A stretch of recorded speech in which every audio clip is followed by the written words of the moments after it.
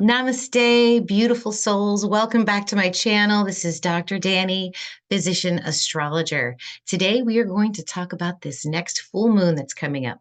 Farmer's Almanac calls it a flower moon, and I wasn't going to use that in the title because I couldn't find a reason to associate Scorpio with a flower until I looked at the astrology, and then I realized yes, this is a flowering moon. It is the flowering of our supernatural abilities. And so, what I wanted to do is do a quick announcement, then jump right to the sun and moon and show you what I'm talking about. Talk about some of the supernatural abilities, and then we'll go over the other aspects on the day of the full moon, which consequently, you guys, is happening on a Thursday. It is Jupiter's day. This month, I am teaching about Jupiter, and this class is completely free for you. So if you are available this coming Thursday, this full moon, I want you to click in the link below and enroll in my free Jupiter class. You're not going to get any decrease in quality of content or amount of content because this class is free. This is what I do every month, sometimes twice a month. And I want to get as many people into my classes so you guys can see what we do. Okay. I had a great weekend. I went and visited my family on the East Coast. It was really great. I got to see my grandson. We just had a nice time. If you guys like my content, do me a favor and please hit the thumbs up if you love it. If anything doesn't resonate with you, I invite you to just move on. It's totally fine. This is here for you, for your enjoyment, for your learning. So if it helps you, awesome. If it doesn't, thanks so much for stopping by. All right. What you guys are going to notice is that my chart is not a typical tropical chart. We use the constellations in the sky as our ephemeris. So I wanted to show you the full moon coming up. It's going to be in the constellation of Scorpio, which is right here. You can see it. Hasn't even passed the star Antares yet. Then you can see the ecliptic here, Sagittarius, Capricorn, Aquarius, Pisces, Aries, and Taurus. So Sun, Venus, and Uranus are all conjunct the Pleiades right now, and will be during this full moon. So this is the sky that we're looking at. This is the galactic center right here. And this is where Ophiuchus, the 13th sign is. So if we put the art in there, you can see that. Oh, weird, it didn't work. Huh. Okay, at any rate, that is the sky. Let's look at this chart and let's talk about our superhuman abilities. So what we have is a Scorpio full moon. That means it is a sun-moon opposition. And over here, you can see the sun is at 10 degrees, Venus is at 7, Jupiter's at 6, and Uranus is at 1 degrees. And they're all in the early constellation of Taurus. You can see the sun's hash mark right here if we zoom in. So all these guys are really, really close to each other. And Jupiter, Venus, and sun are together. So what you have is you've got Venus and Jupiter, the greater and the lesser benefics, which we're going to learn about in the Jupiter class, shining through the energy of the sun. They call it burnt up, but what they are is essentially in service to the sun. So you have this bright, warm Taurus energy with the greater benefic shining through, and then across the sky, 180 degrees, you have a brilliant full moon in Scorpio conjunct Lilith. Okay, so Lilith to me is like a combination of Pluto and Venus's dark side. So let's talk about this a little bit. What is Moon and Lilith together? This is like sensuality and intuition. It's deep and dark, and it's also very spiritual. There's like an emotional magnetism here with this energy. Like if you ever make eye contact with somebody, and normally you just kind of politely stare away, but in this case, this is like a fascination kind of eye contact where you have to keep looking. You may also see things. You might sense things that don't make sense at first. So that's that sort of swirling, chaotic, sensual energy that is Moon and Lilith together in Scorpio. And then you have Sun, Jupiter, and Venus in Taurus pulling away from Uranus, moving in this direction over here. So hopefully you guys can see. Let me get out my pen here so we can focus on this. Oh, you guys are seeing these new symbols on my chart. These are called lots, the lot of fortune, the lot of assets, the lot of property, and the lot of success. So I'm looking at those lots because I'm diving into prosperity and financial astrology. especially after studying Jupiter. And I have more information on that in the Jupiter class. So if you guys want to just at least step in for that information, I encourage you to do that. This is bright, abundant, creative energy. It's wealth, it's opulence, it's creating a safe and secure environment, it's creating a long and lasting energy. It's big, it's generous, it's faithful. So, this very, very nice, wonderful gift from the universe type energy over here in Taurus, balancing with that deep, dark, sacred, feminine, intuitive energy. And it's like the father energy and the mother feminine earth energy in a cosmic union, in a cosmic balance, a yin and a yang, a nice flow. It's procreation, it's creation, it's legacy, wealth, and riches. And these two together feel like a blessing of a superpower. And the reason I say that is because you've got this deep, dark, magical, intuitive, healing energy with abundant blessings and gifts. And they're balancing one another, you know? And I don't know about you guys, but while I was away, we had 3 X-class solar flares within 24 hours of each other. The aurora borealis could be seen all the way down in the lower southern states of the United States. And a lot of when you look up solar flares and what they mean metaphysically, a lot of people say that they're getting ascension symptoms with that, like tingling or numbness or extreme fatigue, stomach upset, things like that. And they call these ascension symptoms. What does ascension mean? I mean, basically, it means you're going from one vibration to another vibration, and it's typically higher. It's a higher vibration. It's where you vibrate in love and compassion. And the whole idea is that the whole solar system is upgrading, because when the sun is blowing off all of this extra sun matter into the solar system, Earth isn't the only planet picking it up. Venus is picking it up, Mercury's picking it up, Mars is picking it up, Jupiter is hot right now. Jupiter is 800 degrees hotter than it was. It's affecting Saturn's rings. It's blowing solar matter all the way out through the entire solar system. And so this is exhausting. All these solar flares, one right after the other, especially during a solar maximum. This is solar cycle number 25. You need to rest. So if you're feeling exhausted, if you're feeling like, where's my abundance? Where's my surge of energy that I'm expecting? This is why we're upgrading. And this moon, as it's swelling, is helping us realize how we are upgrading, how we are so-called ascending. So what I would say is that if you're feeling exhausted, if you're feeling tired, if you're feeling like the body needs to rest, go ahead and do that, because you're going to need that energy. Because right after this full moon, this is the best time to try reading minds, try sending telepathic messages, try using your clair skills, your clairvoyance, clairsentience, claircognizance, all of that, because the whole solar system is upgrading. That's my point. That's the blossoming abilities. And so what I thought would be really cool for the rest of this video, I'm going to go through the rest of the aspects for the full moon, but then I'm going to take you through your sun moon axis by houses. So let's say you have the sun in your first house, then you're going to have the moon in your 7th house. And I'm going to read that for you. Then we're going to go 2nd house sun, 8th house moon. And when we get to that point, I'm going to show you exactly how you find out what house the sun and the moon are in for you. And it doesn't matter if it's tropical or if it's constellational. I will give you both sets of degrees so that if you're tropical, you can participate with this reading. But the 12 abilities that I associated with each of these axes for you guys is telekinesis, manifestation, telepathy, intuition, mediumism, healing, magnetism, magic, channeling, time travel, remote viewing, and past life regression. And so we will go through each of the houses. Each one has their own separate ability that may or may not be activated during this full moon cycle. So let's go through the other ones. Stick around for the houses, for the axes as we go through these energies. I'm just going to share my screen again with you guys.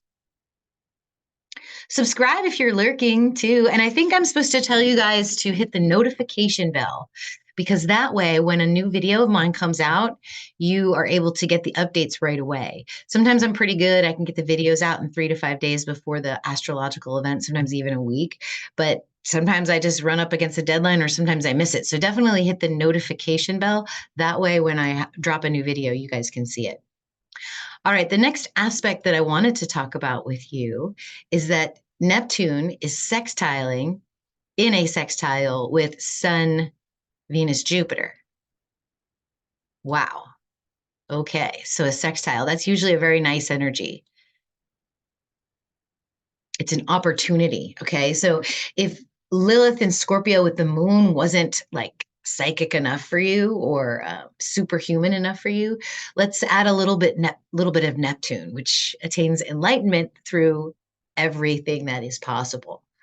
So, but with a sextile, it's an opportunity, right? So it's not necessarily a negative or a positive polarity, but it could be either one. So Neptune brings truth and illusion and also no discernment. So Neptune will be like, whatever it is, whether it's true or untrue, will be accepting of it without any discernment. And the reason he's like that or she's like that is because ultimately, in the end, nothing really does matter, right? I mean, once we go into the great beyond and, become in union once again with source, right, wrong, good, bad, discernment, it really doesn't matter. It's all the same. Especially if we are all one and the universe is infinite and the universe is multidimensional, because there's so many layers beyond the 4 dimensions that we know. And I think what Sun Jupiter and Venus do for this energy, for Neptune and Pisces in a sextile, is it brings discernment to the table because it's grounded in the energy of Taurus. It's grounded in earthly matters. Okay. And so if there's all kinds of crazy downloads, information, visions, thoughts, things that are happening for you, then like you can ground it in the earth. You can say, okay, that wasn't real. That was just a dream, or that I'm going to file that away for later for, perhaps a later synchronicity. And then at the same time, because this is an opposition, Sun, Moon, Jupiter, Venus, Sun are in opposition to Moon and Lilith, Neptune forms a trine with Moon and Lilith. Okay. So this energy by itself, if I were just to have a Neptune, trine, Moon, Lilith, Scorpio, Pisces energy, this feels like right off the bat, the first thing that came into my head, and I'm sorry, it's not love and light, but it just feels like crying so hard in grief until you're so numb that you can't cry anymore. That's just literally what came to me. It's like a 3-day crying fast. You lose 15 pounds. And once you pass over the numb and you start to take on liquids and foods, you begin to feel better and the fog starts to clear. So it's like if you connect this energy to the sun now, to the earthly matters, to Venus, Jupiter, which feels so good, this is the fog starting to clear. This is the sun rising. This is being able to breathe again. I don't know if any of you have ever cried yourself sick or cried yourself to sleep, but then when you actually sleep your 12 hours, wake up and start eating again, you start to have a clear vision of what your next step is going to be. Okay. And so what this could be for us is crawling out of the despair. I'm going through a few little minor things that are kind of annoying, some physical stuff. And so I'm just like, oh, when is it going to be over? So crawling out of the despair, it's going to feel like there's a release during that full moon. We're done with grieving. We're ready to move on. We don't have to know where we're going just yet, but we have the faith and we have the inner strength to handle what is next. And so that is all of this right here, these 3 points together. Neptune kind of coloring the full moon energy for us. So it's not just your superhuman abilities, it's also an awakening after coming through the very bottom of a grief cycle. It's almost what it feels like. Then you've got Pluto, very close to his sister Ceres, and they're both retrograde. And it's like brother and sister in the sky over here. So one's in Sag, the other one is in Capricorn. Pluto's in Capricorn. And plotting the harvest is what this feels like. Pluto attains enlightenment through purification and transformation, but the process in that requires destruction before the resurrection. And Ceres is harvest of the earth, right? So he burns the fields and she reseeds the fields and refertilizes them. He lets her cull and harvest, and then he stashes the loot as the Lord of Wealth. All right. So you've got this very nice duo up here. And it just feels like big changes are coming. You know, whenever I look at Pluto in this space in the sky and I just kind of get a sense for where the collective's at, if I watch a little bit of news, I have to turn it off immediately. But what you can feel is that there is an urging for us to prepare, to harvest what we have and to get ready. Now, fate favors the prepared. So whatever that means to you, you know, if you're someone who's like, I just have faith and I'm just going to let, you know, things fall where they may and I'll always land on my feet, that's totally fine. But if you're somebody that needs a lot of things, then you might want to have things ready because a lot of stuff's getting ready to change. Change can be hard if we need things. And even if you don't need anything, consider those you love, you know, like it's an Olympiad year, it's an election year, it's you know, there's a lot of unrest in the world. A lot of people are going through an awakening, you know, into their spiritual self, and that can be really hard. So, you know, prepare. You know, harvest what you've already sort of culminated in your creative cycles, and get ready for the next creative cycle. Because within that chaos, reseeding, harvesting, and refertilizing can happen. And you can make the best of any situation, really, if you're ready. So all of this energy over here that we just talked about, it trines on the Jupiter, Venus, Sun energy, and it sextiles on Moon Lilith. So the swelling and the bursting moon is a harvest time. That's how we use the moon in astrology. That, you know, it's a swelling and an ebbing of energy, just like the tide. So when you get the full moon, it's a swelling, and then as the full moon culminates, then you get a receding of energy. And so this is a swelling up towards the harvest time. The moon is going to be lighting up the shadows to collect the missing golden glowing parts of ourselves. So that's how I see that energy kind of playing out. And then on top of that, obviously you can already see that Neptune is sextiling with Pluto. So you get almost this top half of a diamond right here, right? You know, and these are the facets that are going through it. So we have a chance to sparkle here. And this to me has always meant surrendering to the transformation, the wealth of illusion, or a powerful merger. So structures are going to dissolve, they're going to crumble, but we're going to be very grounded in the earth. We're going to have new abilities, and Mercury has just moved into Aries. We'll be joining the party in Taurus in just a few days, and he's basically speaking his truth and setting our minds on fire. And so our minds are a little bit active while our body is kind of sitting in the glory of earth. And then our minds are just full of all these amazing new abilities and inspirations. All right. So if you are a first house Scorpio, in first degree Scorpio in constellational, or if you are a 2-degree in 2 degrees of Sagittarius. So either tropical Sagittarius or Scorpio constellation, stick around because after I explain how to get your houses, we are going to jump right into your superpower. Okay. Because if the moon is in your first house, we need to talk about what that means. But how do you know if your moon's in your first house? Well, let's check it out. Let's see. All right, we're going to go back to the mouse. We're going to put this guy down. We're going to go here. This is drdanny.com. This is my website, you guys. You can just go here, click on free chart. Thank you to Mastering of the Zodiac for giving me this code so that I can have this available to you guys. Put in any birthday, okay? So we'll put in like November 4th, 1980. We'll do 12 o'clock. And we'll put in Corpus Christi, Texas, USA, okay? This is not my birthday, but we're going to use it for an example purpose. So you just basically put in the date and time, location of the birth, and then you look at the chart, okay? Now, in this particular chart, this is a constellational chart. This means that Scorpio is in the 11th house. And so you would want to click the timestamp to go to the 11th house, 5th house reading. This means that the moon is in your 11th house and the sun is in your 5th house. Okay. That's what that means. Okay. So, and that depends on time, right? So if we were to change this, let's say we wanted to change this to like 5 a.m., you're going to see that it will switch positions. So now we have Scorpio in the 2nd house. Okay. So what that means is that you will have moon in your 2nd house and sun in your 8th house. Okay, so go here, run this chart, see where you're at. If you're tropical, you know how to do that already. You guys are smart. So, but for tropical, the moon is in 2 degrees of Scorpio and the sun is in 2 degrees of Gemini.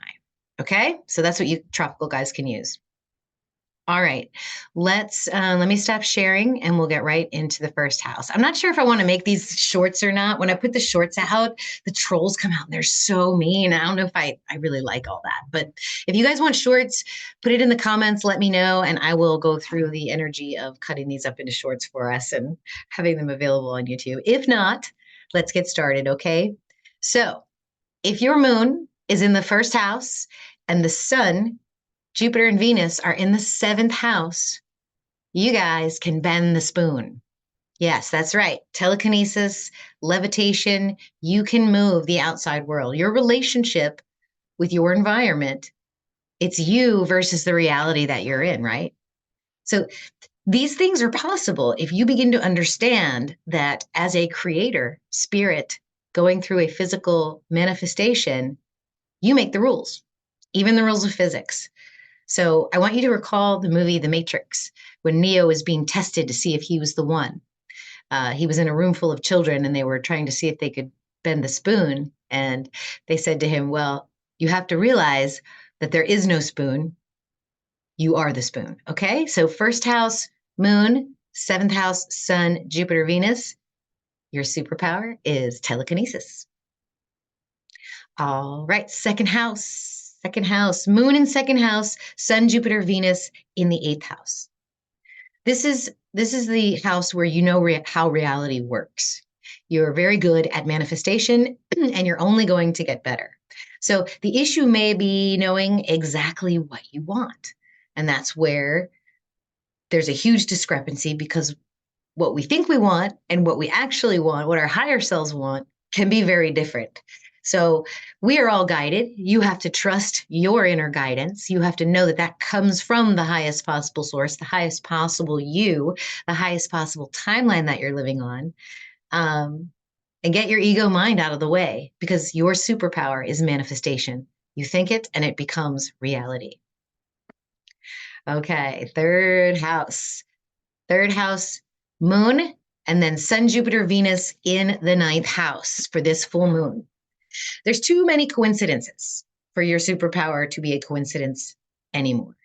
You can actually read other people's minds and you can put thoughts into people's minds for them. So stop denying it. Stop just considering it a coincidence or a synchronicity. You're actually doing this, okay? You also have to stop trying to figure out how it works. What you need to do is just be grateful of that ability, notice it, let it amuse you, blow it off. Don't worry about it. Don't get too excited about it. Don't try to tell everybody that you have this power. Just accept that you have it. Thank Spirit for the ability and the recognition of that power. And then ask for guidance on using it for your highest purpose and for the good of all. Okay. So, telepathy, 3rd house moon. 4th house, full moon. If this moon is in your 4th house, that means sun, Jupiter, and Venus are in your 10th house. You are the kind of person that loves it when you are right. But here's the deal. You're right a lot. This is intuition, okay? Your superpower is intuition. And it's probably been happening a lot more recently than you're used to. Something in your gut, heart, throat, it grabs your attention and you instinctively know what to do. Or you just have a feeling for how things are going to work out. You just sort of get a sense it's going to work out this way or it's going to work out that way. So I don't really have to worry because I know what I need to do. And you're usually right. The collective needs intuitive minds for the times ahead. With your innate wisdom, you light the path of darkness, one more step ahead than we normally would have without your light. Okay. So people that are intuitives, we need them. We need them at the front line, and we need them to say, okay, we need to go here or we need to go here. Intuition. All right. If this full moon is happening in your fifth house, that means Sun, Jupiter, Venus are in your 11th house. So your gift is mediumism. That's right. Do you remember when you were a kid and all those imaginary friends as a child that you had? What happened to those imaginary friends? Where did they go? My bet is that someone you trusted told you that they weren't really real, that they weren't really there. And so you just kind of let them disappear. But some of us never really let them go completely, right? Some of us still kind of talk to our imaginary friends, or maybe we call it talking to ourselves. But what we learn later is that these are actually entities. These are actually ascended masters, angels, higher density beings that have come to bring us wisdom. And we've all been visited. Some people even call them aliens. This moon, this particular moon, I believe, will allow you to open up your heart to the possibility that those on the other side of the veil need you. They need you just as much as we need you to give us affirmation that there is more to this life than just being dead and that's it, that there is something beyond. And so mediumism is your gift. All right. Sixth house. If this full moon is happening in your sixth house, that means that Sun, Venus, and Jupiter are in your 12th house. So your superhuman ability is healing and miracles. There's an immense internal healing going on with you right now. This is actually where mine is, okay?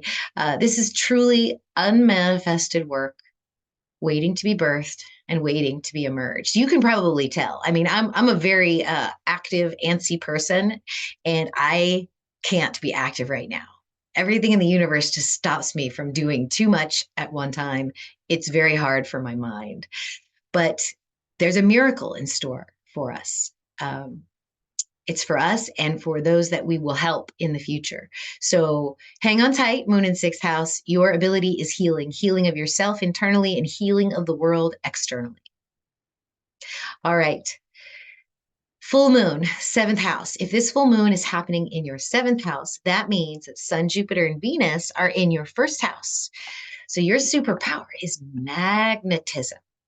Do you ever see something or someone and say, I really want that? I want that thing. I want that person in my life.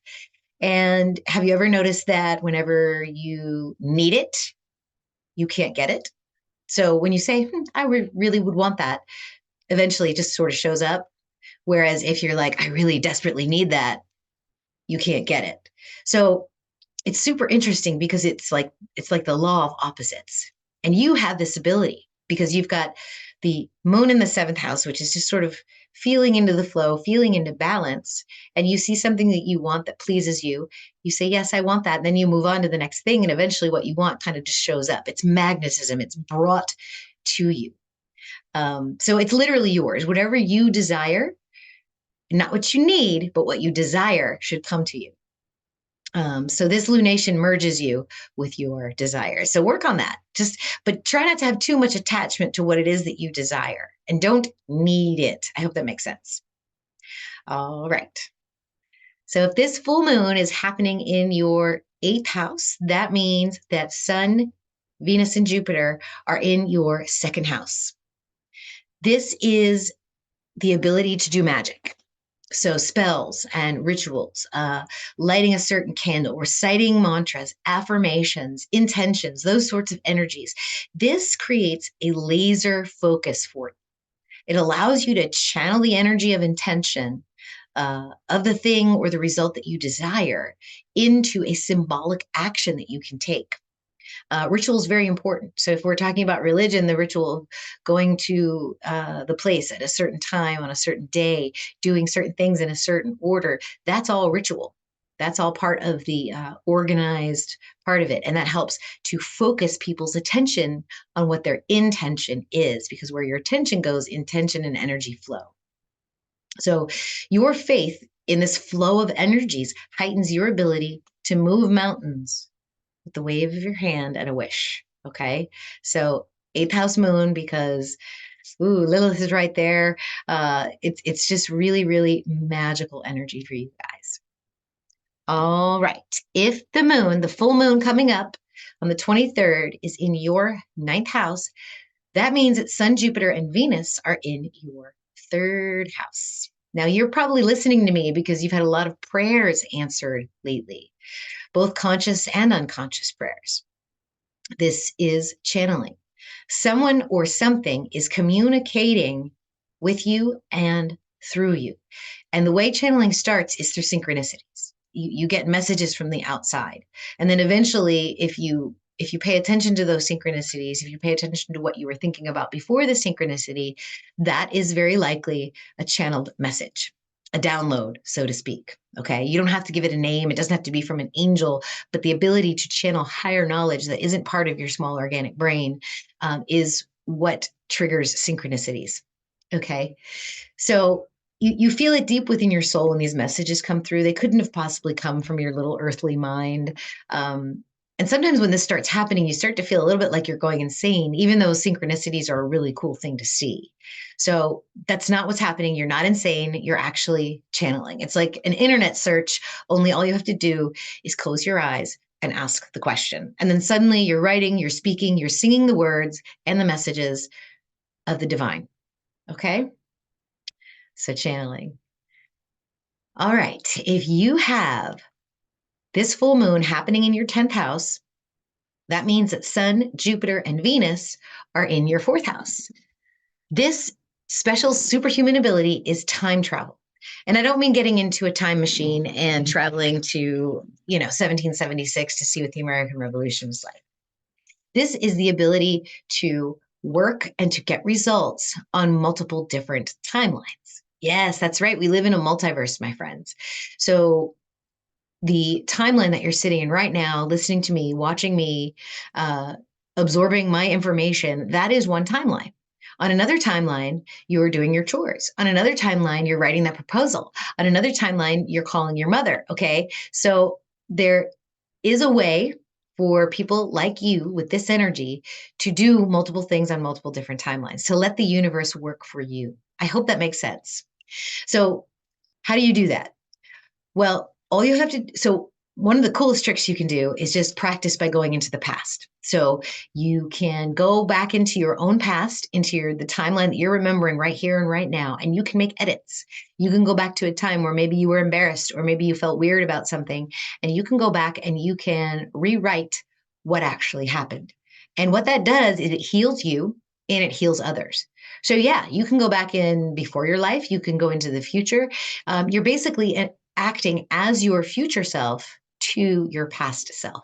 Okay, so this is a unique talent for this lunation, and you can start leaving your past self clues and synchronicities. Okay, so if you know what I'm talking about, then you probably already know that not everyone can do this type of thing. So if this particular Scorpio moon is in your 10th house and the Sun, Jupiter, and Venus are in your 4th house, this is your ability. All right. All right. If this next full moon is in your 11th house, that means that Sun, Jupiter, and Venus are in your 5th house. And I assign your ability as remote viewing. And I don't want you to laugh because this is actually a real phenomenon. It's been studied and used by the US government and others for military and spying and investigative purposes. Okay. So you might be laughing because for you, it's probably natural. If you're the type of person that can close your eyes and see very vivid visualizations, maybe that have no association with what you're thinking about, or maybe your mind took you down some crazy rabbit hole. And so this is now what you're thinking about. You might be seeing things that are actually real in another time space area, in another country, on another planet. You might actually be seeing it. And not everybody can do that. You might believe that the images you get in your mind are created by your imagination. So maybe play with this a little bit. Like, what would it take to prove to yourself that you're actually remote viewing? do an experiment with somebody that you trust to tell them, or that might be into this kind of thing. Just say, hey, I'm going to close my eyes and I'm going to think about where you are right now. And I'm going to give you a description of your environment, and just try it. And what's the worst that could happen if you get it wrong, right? I mean, oh, well, you don't really have the superpower. Maybe you're just in your own way, but that's how you do it. And you want to get into a nice meditative state, and you want to close your eyes, and you want to really just kind of let your energy flow through you, do some breathing, get really relaxed, and then focus on that person's environment, write it down, record what you see and think, and then let them know. And then see if you can get an affirmation from that, and then start using it, because it can be very useful to you. All right. So if this full moon is in your 12th house, Scorpio 12th house, that means that Sun, Jupiter, Venus are in your 6th house. This is the ability of past life regression, which is also accessing the Akashic records for yourself and for others. And this superpower enables you to compassionately learn and experience all lives, past and future, of you, of yourself, of everybody. This transmutes all perceived and real traumas and threats. So anything that you get triggered by, any post-traumatic stress energy that you have, you can dig down into a previous life or a previous memory or something from the Akashic record that's associated with you, and transmute that energy. So this results in healing and access to the dark subconscious parts of your mind and the entire Akashic record.